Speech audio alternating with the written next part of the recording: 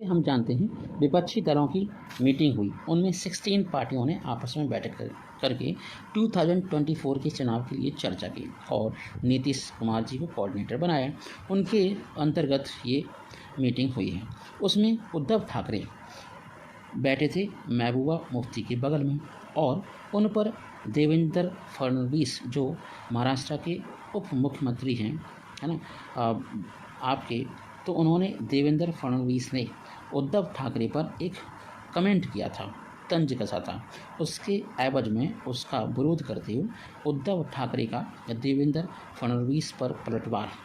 विपक्षी दलों की बैठक में महबूबा मुफ्ती के बगल में बैठने की बताई वजह।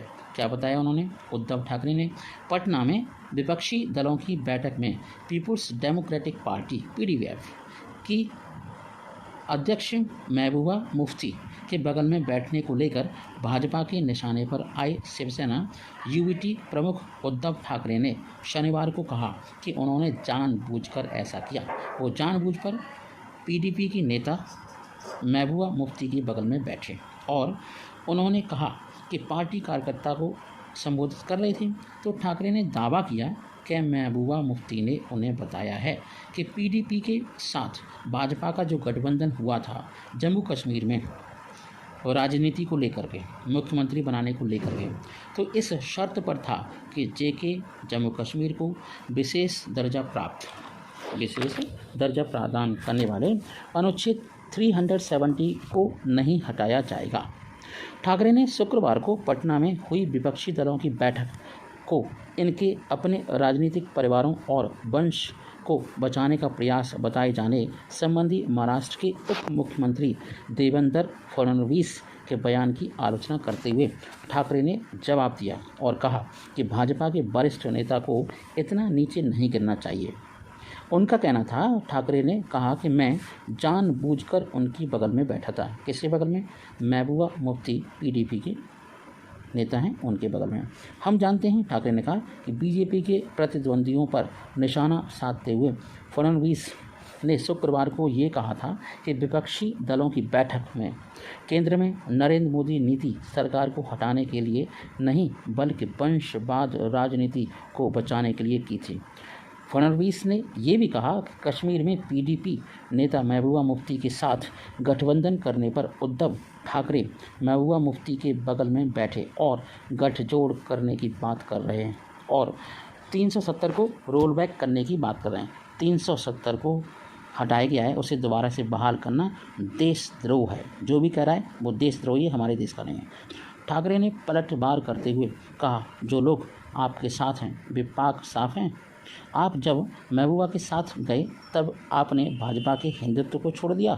हम आपके नकली हिंदुत्व का बुर्का फाड़ देंगे। ये कितने घटिया शब्दों का प्रयोग किया ठाकरे ने पीएम मोदी और केंद्रीय गृह मंत्री अमित शाह सहित भाजपा नेताओं के साथ महबूबा की तस्वीरें लहराईं और कहा कि उनकी पार्टी ने हिंदुत्व को नहीं छोड़ा है।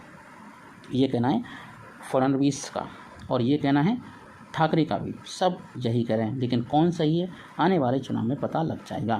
फडणवीस पर पलटवार करते हुए ठाकरे ने कहा कि मैं अपने परिवार को लेकर बहुत संवेदनशील हूँ।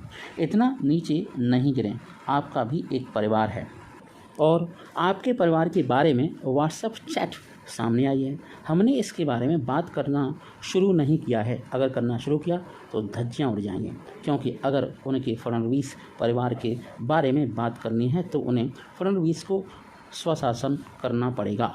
और ठाकरे फडणवीस से जबरन वसूली करने की कोशिश से संबंधित जय सिंघानी, अनेक्षा और उनके चचेरे भाई निर्मल के खिलाफ आरोप पत्र का हिस्सा हैं।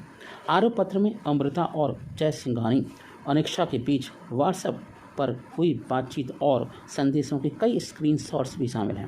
ठाकरे पर पलटवार करते हुए फडणवीस ने कहा कि वह मतलब सीएम फडणवीस, उनका परिवार और भाजपा एक खुली किताब है और भाजपा हिंदुत्व से कभी विचलित नहीं होगी। उसने हिंदुत्व का बीड़ा उठाया है, 2 काम कर दिए, राम मंदिर बनवा दिया, 370 हटा दिया, अब यूसीसी की बारी है।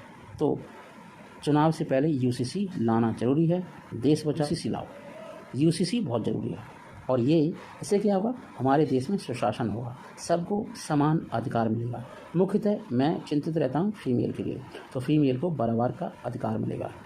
अगर कोई लड़की पढ़ना चाहती है 10 साल की उम्र में, 12 साल की उम्र में उसकी शादी कर दी जाती है, तो वो बनना चाहती है आईएएस, लेकिन उसे शादी में झोंक दिया जाता है। शादी बुरी नहीं है, लेकिन फिर भी कुछ बच्चे पढ़ना चाहते हैं, स्पोर्ट्स जाना चाहते हैं, तो उन्हें उनकी अपनी मन की करने दी जाए। शादी की उम्र बढ़ने से एक तो स्वास्थ्य अच्छा रहेगा और देश में जो अराजकता फैली हुई है वो सब ठीक ठाक होगी। बिना यूसीसी के काम नहीं चले।